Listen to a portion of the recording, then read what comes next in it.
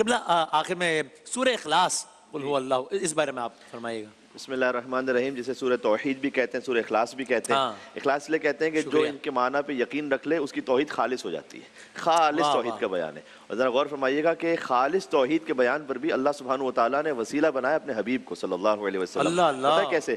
قل، کہہ دو، آپ کہیے کہ هو اللہ احد، یعنی براہ راست سورہ یہاں سے شروع نہیں ہوتا کہ وہ اللہ احد ہے، آپ کہیے کہ وہ اللہ احد ہے۔ خود اس سورے میں خالص توحید پر بھی یقین پورا نہیں ہوتا جب تک کہ حضور مکرم صلی اللہ علیہ وسلم کو عبد اور معبود کے درمیان وسیلہ نہ مان لیا۔ سبحان اللہ، سبحان اللہ۔ هو اللہ احد، وہ اللہ احد ہے۔ اچھا، کبھی بھی گفتگو ہماری وہ سے شروع نہیں ہو سکتی۔ مثلا میں آپ سے کہوں وہ صاحب آئے تھے تو آپ کہیں گے یار کس صاحب کی بات کر رہے ہیں؟ پہلا جملہ میں وہ سے شروع نہیں کر سکتا۔ صحیح ہے۔ یہاں پر کہہ دیجئے کہ وہ اللہ احد ہے۔ یہ وہ اشارہ ہے کہاں پر؟ وہ اشارہ ہے آپ کی فطرت میں، کیونکہ اللہ سبحانہ وتعالیٰ نے فطرت میں رکھا ہے وجود خدا۔ اس خاطر ہے کیونکہ دنیا کا جو انتظام ہے، کائنات کا انتظام ہے، کسی بھی شے کا وجود اور اس کا انتظام، یہ کیسے ممکن ہے کہ بغیر پیدا کرنے والے کے اور بغیر بنانے والے کے اور بغیر منتظم کے چل رہا ہو؟ تو ہر انسان فطرت میں رکھتا ہے کہ کوئی نہ کوئی طاقت ہے۔ تو قرآن کا موضوع زیادہ تر وجود خدا نہیں ہے، قرآن کا موضوع توحید خدا ہے، کہ وہ جو تم فطرت میں یقین رکھتے ہو نا کسی کا، وہ ایک ہے، وہ ایک سے زیادہ نہیں ہے، وہ ایک بھی احد ہے۔ یہاں پر واحد نہیں کہا گیا۔ اللہ سبحانہ وتعالیٰ نے واحد کا لفظ بھی استعمال کیا اپنے لیے، لیکن وہ توحید کا ایک درجہ ہے۔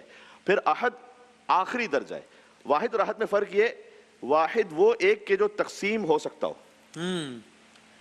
یہ بہت بڑا سیٹ ہے، یہ تقسیم ہو سکتا ہے، یا دیوار بنا لیے تقسیم ہو جائے گا۔ احد وہ ایک جو تقسیم نہ ہو سکتا۔ اللہ واحد ایک مرحلے پر ہے سمجھنے کے لیے، اللہ احد ہے اصل میں، قل هو اللہ احد، جو قابل تقسیم نہیں ہے۔ پھر اللہ الصمد لم یلد ولم یولد ولم یکن لہ کفوا احد، مثلا بہرحال اس کی 4 آیتیں اور 15 کلمات ہیں، 47 حروف ہیں اس سورے میں، اور آپ جہاں کہیں دیکھیے یومیہ نمازوں میں اس کی تاکید ہے، احرام کی نماز میں تاکید ہے، نماز طواف کی نماز میں تاکید ہے، وقوف عرفات میں تاکید ہے، سورہ قل اللہ احد کو پڑھیں، سورہ قل اللہ احد کو پڑھیں۔ بلکہ ایک حدیث یہ امام جعفر صادق علیہ السلام سے کہ جو دن بھر کی ساری نمازوں میں الحمد کے بعد کوئی اور سورہ پڑھتا رہے اور سورہ قل اللہ احد کو دن بھر میں نہ پڑھے تو گویا ایسا ہے کہ وہ گویا نمازیوں میں سے ہی نہیں، یعنی اس کی نماز اس اعلیٰ درجے پہ نہیں پہنچی۔ اس کو کم سے کم ایک مرتبہ سورہ قل اللہ احد کو پڑھنا چاہیے، اور 3 مرتبہ جو اسے پڑھے تو اسے پورے قرآن کا ثواب ملتا ہے۔ جناب المودہ شیخ سلیمان قندوزی حنفی رحمۃ اللہ علیہ کی کتاب ہے، اس میں انہوں نے اس حدیث کے ساتھ سے لکھا ہے کہ حضور مکرم صلی اللہ علیہ وسلم نے فرمایا کہ اے علی، آپ کی محبت کی مثال بھی قرآن میں سورہ قل اللہ احد کا جیسا سورہ نا ویسی ہے، 3 مرتبہ ایک تہائی۔ جو دل سے محبت رکھے اس کا 1/3 ایمان ہے، جو زبان سے اظہار کرے اس کا 1/3 ایمان ہے، اور جو عمل سے بھی اظہار کر لے اس کا پورا ایمان ہے۔ جزاک اللہ، بہت شکریہ، بہت نوازش۔